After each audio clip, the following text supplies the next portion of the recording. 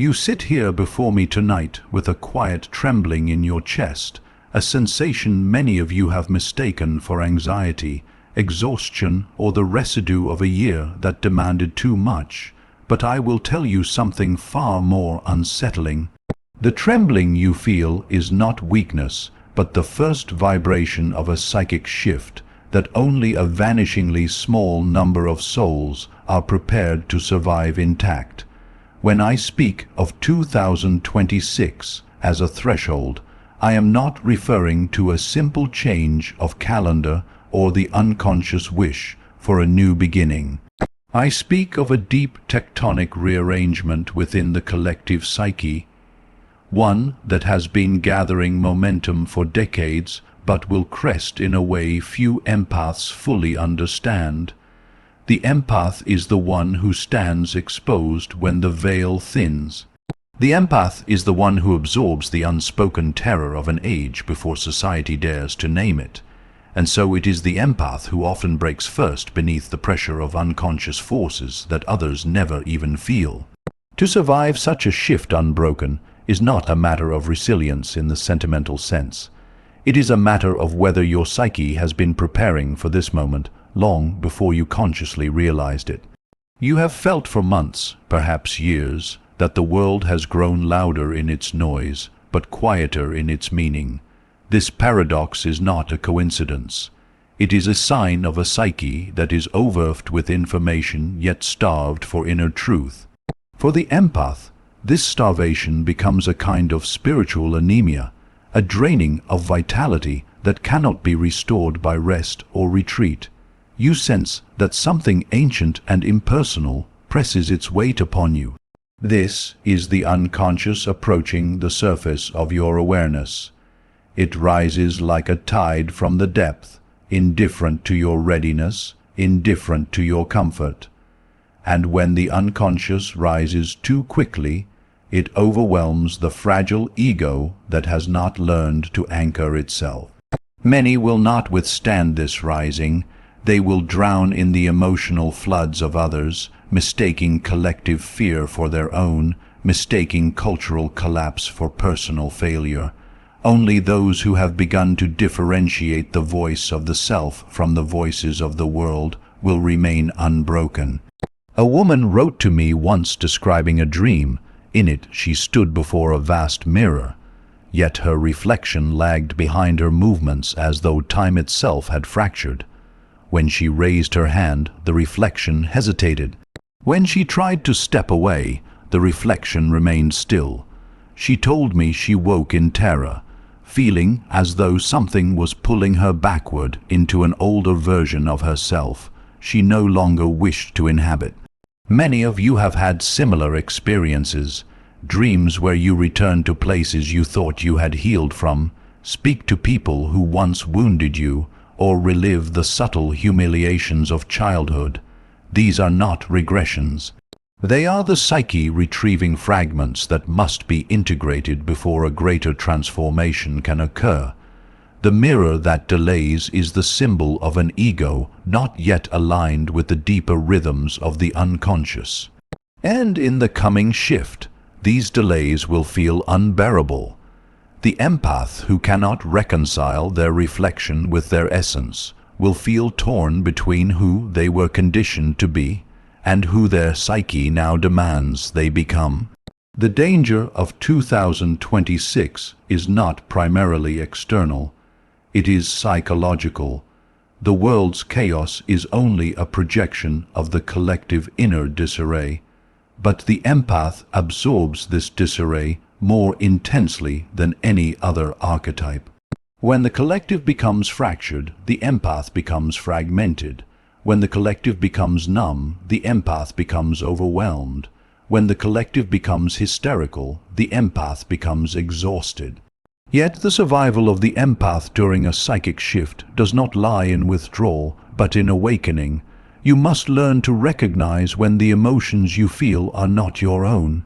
You must train yourself to distinguish between the true whisper of your unconscious and the echo of someone else's unresolved pain trying to find a host in your nervous system.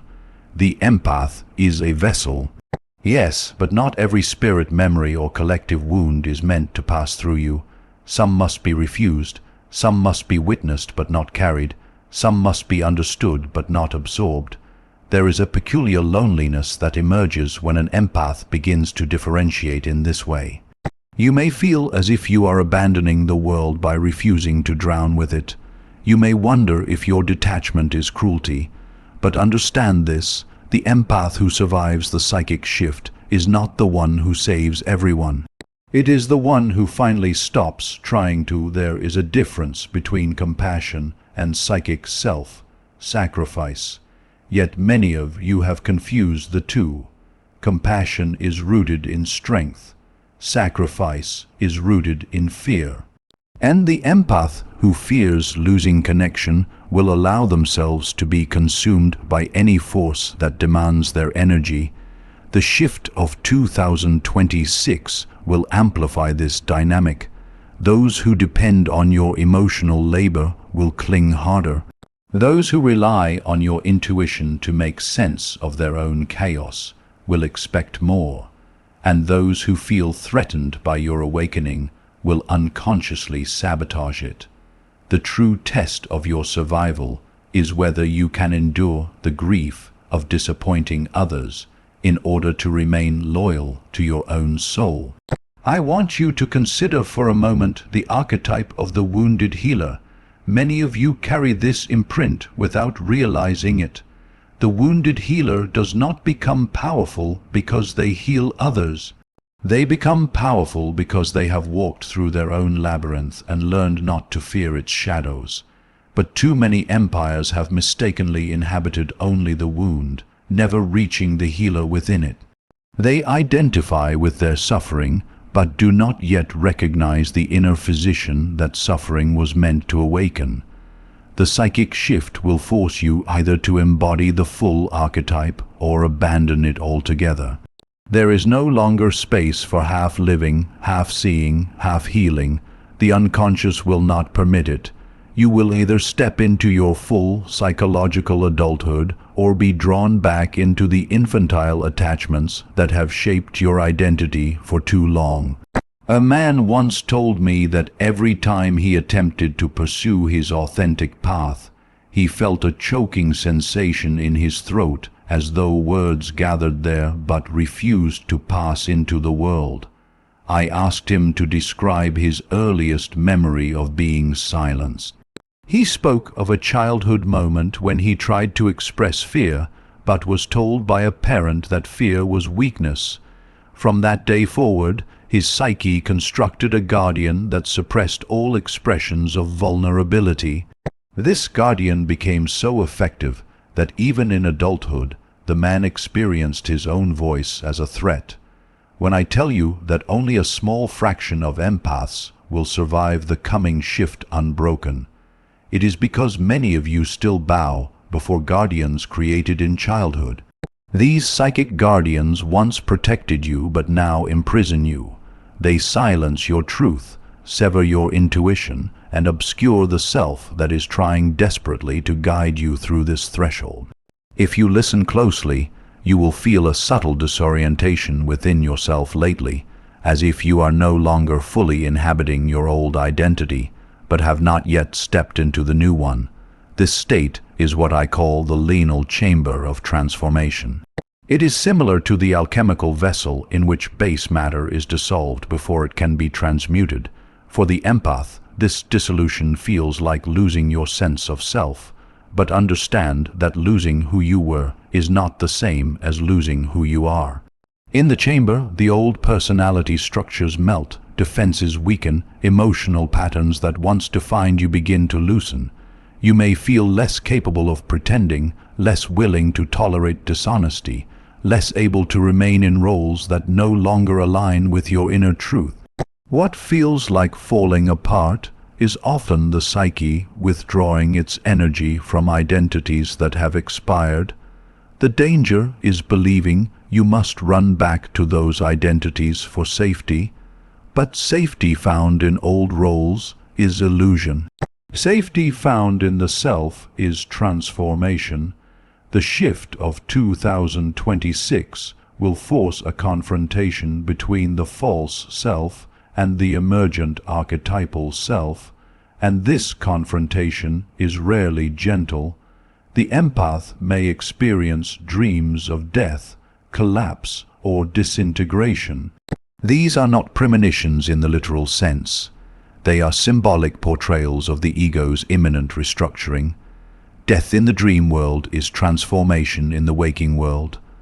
I once analyzed a dream in which a woman walked through a forest and found her childhood home engulfed in flames. She panicked at first, but then noticed that she herself did not burn. The fire consumed only the house, not the dreamer. The house symbolized the psychic structures of childhood, the inherited scripts, the learned obedience, the survival patterns developed before consciousness emerged for her to evolve. These structures needed to burn. The empath must allow what is outdated to fall away. Even when the ego interprets this as loss, it is not loss.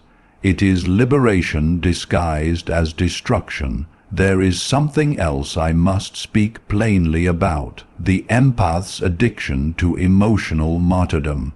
Many of you have mistaken suffering for purpose. You have equated pain with meaning. You believe that if you can endure enough, carry enough, forgive enough, you will finally earn belonging. But this is the wound speaking, not the self, the psychic shift. Carry enough, forgive enough, you will finally earn belonging. But this is the wound speaking, not the self. The psychic shift will not reward martyrdom. It will expose it. Those who cling to their suffering as identity will find themselves shattered under the weight of a world that demands greater individuation. The path forward requires discernment, boundaries, and a fierce loyalty to the soul's inner direction. These qualities may feel foreign to you now, but they are essential for your survival. And yet, despite all of this, there is a small number among you who are already prepared. You may not realize it, but you have been undergoing this transition quietly, invisibly through years of introspection, symbolic dreams, emotional breakdowns that were really breakthroughs in disguise. You have felt the call of the deeper self long before the world began to unravel. You have seen the archetypal patterns in your relationships, recognized the shadow behind your reactions, and sensed the presence of something ancient guiding your intuition. These individuals will not merely survive the psychic shift. They will emerge from it, expanded, clarified, empowered. They are the ones who have learned to sit with their own unconscious without fear, who have developed a relationship with their dreams, who have confronted their shadow not as an enemy, but as an exiled part of their own soul seeking return. If you are here tonight listening, absorbing these words, there is a reason. The unconscious arranges such gatherings long before the conscious mind becomes aware of its intentions. You have been called into the chamber not because you are fragile, but because you are ready. The psychic shift is not punishment. It is invitation. It asks you to rise beyond the limitations you inherited, to step out of the emotional roles that once defined you, to claim the psychological sovereignty that has always been your birthright. The empath who survives is the one who awakens to their own myth, who recognizes that their life has never been random, but part of a deeper unfolding. And now, as the hour grows late and the collective approaches its threshold, I ask you to breathe more deeply, not into your chest, but into your unconscious. Feel the subtle tremor, not as a sign of danger, but as a sign of alignment. The self is approaching. The shift has already begun. As we move deeper into this night of reflection, I want you to sense the subtle shift occurring not only within the words, but within your own psyche. There comes a moment when the unconscious, having lingered at the threshold of awareness for long enough, begins to demand participation. It does not ask politely. It does not wait until your life feels stable or prepared. The unconscious moves according to its own mysterious rhythms, indifferent to the concerns of your ordinary ego. And for the empath, this invasion can feel like both a haunting and a revelation. You stand between worlds, more sensitive than most to the tremors of an age in transition, and thus more vulnerable to its storms. But vulnerability, properly understood, is not weakness. It is permeability. It is the thinning of the membrane between the inner and outer worlds. When that membrane becomes too thick, a person becomes rigid, numb, incapable of transformation. When it becomes too thin, without consciousness, the person dissolves into the emotions of others. This is the empath's eternal tension. The psychic shift of 2026 is in essence a collective thinning of that membrane. Humanity will feel more of the unconscious than ever before. Shadows long denied will erupt into the light. Old roles, social structures, and identities will lose their solidity. For those who have relied on external structures for internal stability, this will be terrifying. But for the empath, whose stability has always been precarious, the terror will be magnified. Yet, paradoxically, the empath also holds the greatest potential for transformation because you have lived so close to the boundary between consciousness and unconsciousness. You possess a kind of psychic literacy that others lack. You know, even if only intuitively, how to navigate subtle emotional terrains. You sense what cannot be spoken. You feel what others refuse to feel. But this sensitivity has been both gift and curse. It has attuned you to meaning, but it has also exhausted you. In 2026, the empath must decide whether to remain a passive receiver of the collective psychic debris or become an active participant in their own individuation. Only the latter will survive unbroken. You may ask yourself why the world seems increasingly hostile to sensitivity, why cruelty appears louder than compassion, why deceit seems to triumph over truth. This too is part of the unconscious revealing itself. When a psyche, individual or collective, has denied its shadow for too long, that shadow does not politely request acknowledgement. It erupts. The cruelty you witness is not new. It is the awakening of what has been repressed. Human consciousness is undergoing what the alchemists called the negrado, the blackening. This is the face of dissolution, confusion and darkness before transformation. The empath feels this process more acutely because your psyche mirrors the collective even when you do not intend it to. But you must resist the temptation to collapse into despair. The Negro is painful.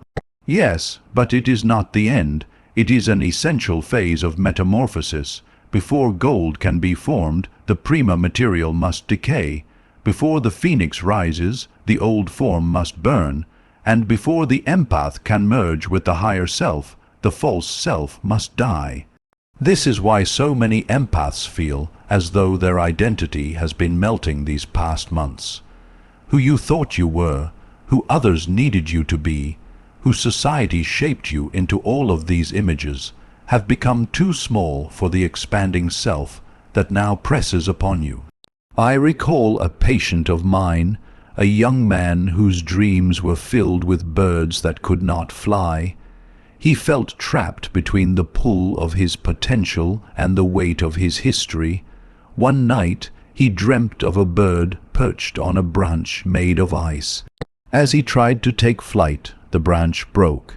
He fell into freezing water and woke in panic. He asked me why he could not dream of flying like others. I told him the truth.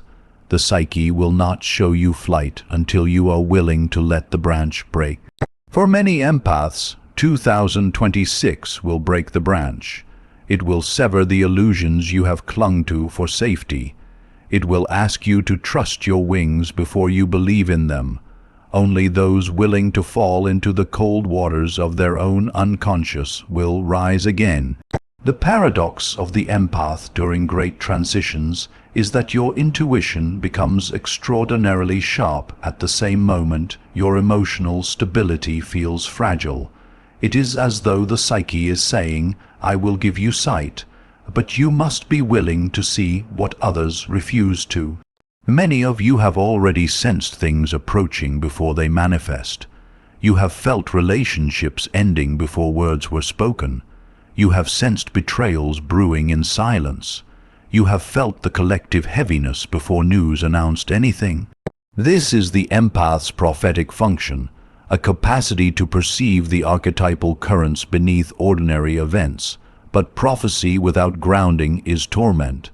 Intuition without boundaries becomes a curse. The empath who survives must learn to anchor themselves not in external people, but in the inner self.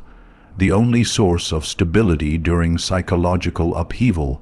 There's a dream motif emerging among sensitives during this period. Wandering through a house with too many rooms, you open a door and find another door behind it. You walk into a familiar room only to discover that its dimensions have changed. This dream is not random. The house is the psyche. Its shifting architecture reflects your inner world, rearranging itself to accommodate new psychic energy. When the self expands, the old layout becomes inadequate. Rooms symbolic of childhood memories may collapse or change shape. Hallways representing emotional pathways may elongate or shorten. The psyche is not static. It is a living organism. The empath must learn to navigate this new interior without fear. Even when familiar rooms disappear, there's also a particular kind of grief that accompanies inner expansion. You grieve not only people, but versions of yourself you can no longer return to.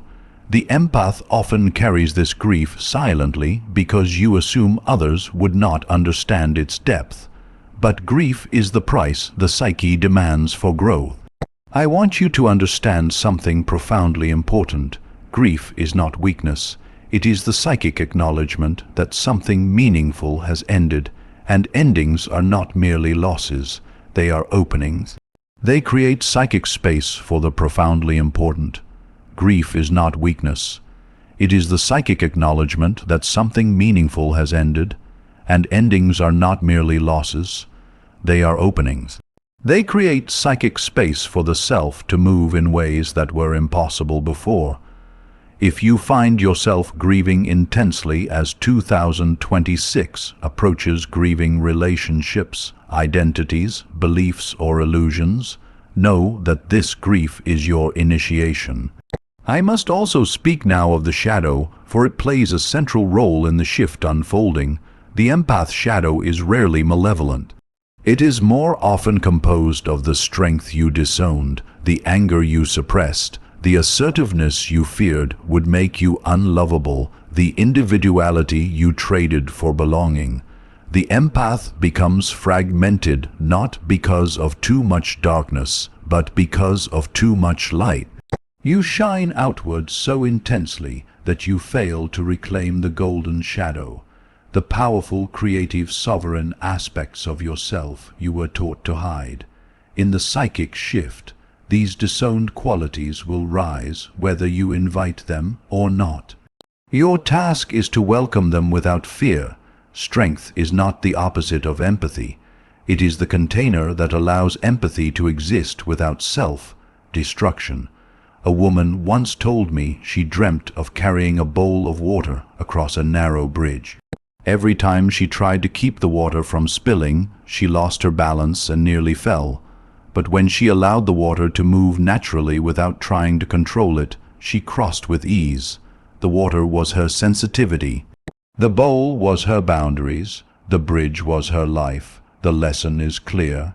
Sensitivity without rigid control becomes grace. Sensitivity with fear becomes instability. To survive the psychic shift unbroken, you must allow your emotional life to flow without suppressing it and without letting it drown you. This requires a deep trust in your own psyche, something many empaths have not yet cultivated. There is something else emerging across the collective unconscious, the archetype of the awakening feminine. This archetype does not refer to gender, but to a principal intuition, receptivity, inner knowing, and the wisdom of the unconscious snorts for centuries.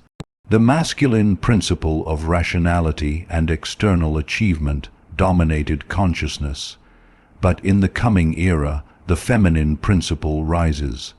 This does not mean the demise of reason, but the integration of what has been neglected. The empath, being closely attuned to the feminine principle, feels this snorts rising not as ideology but as internal pressure. Your dreams may feature water, moonlight, serpents, caves, or ancient women who speak in riddles. These are symbols of the unconscious emerging with new authority. To resist them is to fracture, to welcome them is to evolve, and so we arrive at the threshold of separation.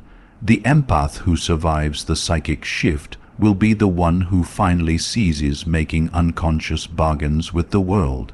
The bargain of I will save you if you love me. The bargain of I will absorb your pain so you do not abandon me. The bargain of I will silence my truth so you can remain comfortable. These bargains were formed in childhood, shaped by parents, teachers, lovers, and cultures that rewarded compliance over authenticity. But the unconscious will no longer tolerate these agreements. The empath must choose individuation over approval, the self over survival patterns, truth over belonging, and in this choice a great loneliness may arise, but it is the loneliness of stepping onto your true path. The loneliness that precedes profound inner union. Listen carefully now. The empath is not meant to remain a healer of others. The empath is meant to become a healer of the self. Only then can your presence heal others without effort. You must stop confusing exhaustion with purpose. You must stop mistaking emotional labor for love. You must stop believing your worth is measured by how much pain you can carry. The psychic shift will expose these illusions so ruthlessly that only those willing to relinquish them will remain whole. And yet, beneath all this seriousness, there is something quietly beautiful emerging. A new psychic organ is forming within you, a deeper intuition, a more stable center, a clearer relationship with your own soul. You may feel it already as a strange calm beneath your anxiety, a sense of inner authority behind your confusion. This is the self stepping forward, not the fragile ego shaped by childhood, but the eternal self that has guided your evolution across your entire life. The empath who survives the shift is the one who finally recognizes this inner figure and allows it to lead. Everything you are experiencing, disorientation, emotional intensity, prophetic dreams, grief endings, awakening intuition, is preparing you. You are being reshaped from within so that you may carry consciousness into a new era. Only a few will survive this process unbroken, not because the others are weak, but because transformation requires surrender, and surrender requires trust. Trust in the self, trust in the unconscious, trust in the mysterious intelligence organizing your life from behind the veil.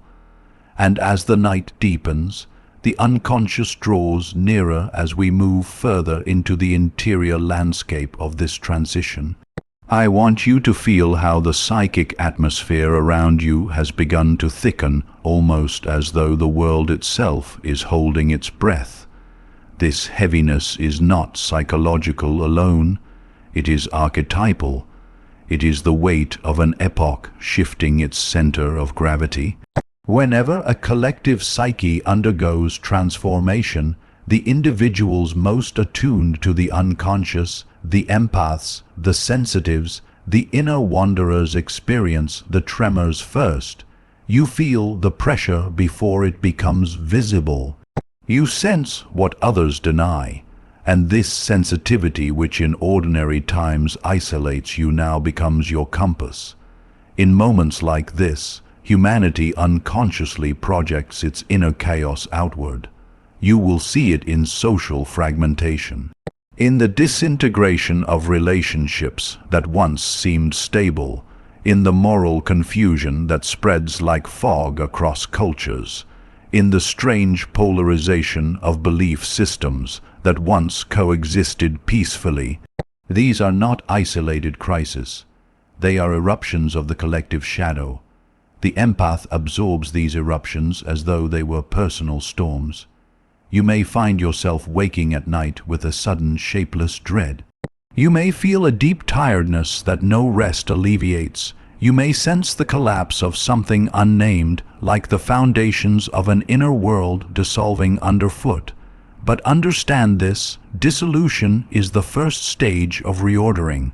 The psyche does not expand by adding new structures atop old ones. It expands by cracking the old open, exposing what lies beneath, adding new structures atop old ones. It expands by cracking the old open, exposing what lies beneath, and reconstructing from the essential core. The empath, being porous, experiences this reconstruction intimately. Your old defenses are crumbling. The patterns you used to rely on caretaking, absorbing, accommodating, smoothing the world so others do not fall apart. These patterns are losing their power because they were born of fear rather than consciousness.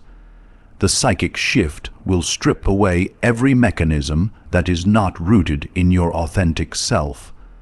And this stripping will feel brutal, as all layers of false identity do when they are peeled away. There is an ancient myth from Persia in which a seeker enters a labyrinth guarded by a silent hooded figure. Each time the seeker approaches, the figure shifts, becoming taller, darker, more imposing. The seeker turns away, believing the guardian to be an enemy. Only after walking the labyrinth 100 times does the seeker realize that the figure is not an external monster, but the reflection of their own shadow growing stronger. The seeker must embrace it to pass. This myth is the story of the empath in 2026. Your shadow grows not to destroy you, but to complete you. What you have suppressed: anger, assertion, desire, power. Boundaries will stand before you like the hooded guardian demanding integration. Fear it, and you remain trapped. Embrace it, and the labyrinth dissolves. Many of you have lived your entire lives in a state of emotional hypervigilance. You learned to read the emotional weather of a room before you allowed yourself to breathe. You adapted to the moods of others so instinctively that you lost your sense of where they ended, and you began. You lived as though peace was something you had to negotiate for rather than something you could create from within. This hypervigilance is a survival pattern born long before you could think consciously. Perhaps it emerged from a parent who was unpredictable, a home where emotions were volatile, a childhood where your safety depended on anticipating the inner storms of caregivers. But survival patterns, once protective, become prisons when you grow beyond the environment that created them. The psychic shift will expose these prisons. You will begin to see how often your empathy has been hijacked by patterns of fear. You will recognize the ways you have mistaken emotional merging for intimacy. You will see that your ability to predict others' feelings was not always intuition, but adaptation. This recognition may feel destabilizing, as though you are losing the very abilities that define you. But you are not losing them, you are converting them. You are transforming unconscious coping into conscious insight. And insight is the beginning of sovereignty. Snort's sovereignty for the empath is a radical achievement. It means no longer being defined by the emotional weather around you. It means refusing to collapse under the weight of other people's expectations. It means allowing others to feel their own emotions instead of absorbing them into your nervous system. It means standing in your truth, even when your truth disrupts the equilibrium of those who benefit from your silence. And it means recognizing your life not as a reaction to the world, but as an expression of the self. There is a dream pattern I have noticed among sensitives entering this new phase. They dream of standing before a vast ocean, its waves rising higher than they have ever seen. The sky darkens. The wind roars, snorts, and the dreamer is convinced they will be swallowed whole. But just as the wave reaches its highest point, the dreamer realizes they are not drowning, they are floating. The terror subsides. The wave becomes a cradle. This dream is not about water. It is about emotion. It is about the fear that feeling deeply will destroy you. But the truth is that emotion does not drown the empath. Resistance to emotion does. When you learn to float, when you allow emotional life to move through you without identification, you become indestructible. And yet there is another challenge emerging, one far more subtle than emotional overwhelm. It is the challenge of psychic inflation. When the unconscious rises with great intensity, the empath may mistake the flood of archetypal energy for personal greatness. You may feel chosen, special, destined for a unique purpose. This feeling is intoxicating, but also dangerous. Archetypal energies do not belong to the ego. They move through you, but they are not yours. If you attach your identity to them, you will inflate, and inflation precedes collapse. The empath who believes themselves uniquely gifted often becomes trapped in a psychic fantasy, unable to integrate their insights into real life. The empath who believes themselves uniquely burdened becomes equally trapped, convinced they must carry the weight of the world. Both are distortions, both are obstacles. The true path lies between inflation and fragmentation. It lies in humility, the humility of recognizing your sensitivity as a function of the psyche, not a personal achievement. The empath thrives when they understand themselves as a vessel, not as a savior. You are not here to save humanity. You are here to become yourself, and in becoming yourself, you uplift humanity indirectly, through your presence, not through your sacrifice. Another phenomenon you will experience in this transition is the emergence of ancestral symbols.